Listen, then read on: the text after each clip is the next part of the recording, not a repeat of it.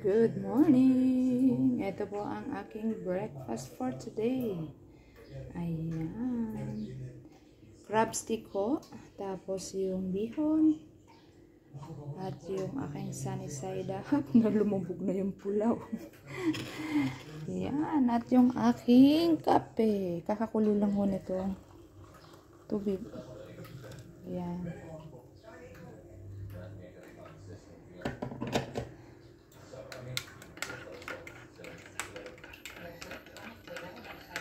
O, diba? Solve na naman ang inyong Inday. Ayan.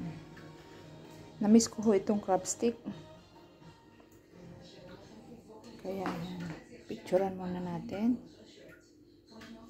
Ayan. Bumoto ho kayo ng tamang kandidato. Alam niyo na ho yung ibig kong sabihin. Kahit may gapangan na nangyayari. Kung ano po yung nasa puso nyo, yun pa rin po ang sundin nyo. Sayang din naman kung di nyo kukunin, di ba? Practical na ngayon. Ang masasabi lang ho namin sa nandito sa abroad, sana all. Hindi rin ho ako naka-register dito, sayang. Hinahabol ko noon pero hindi na pala pwede. Dapat pumunta pa sa embassy para makapag-register. Ayun lamang. Thank you for watching. God bless us all. Tara, kain na tayo.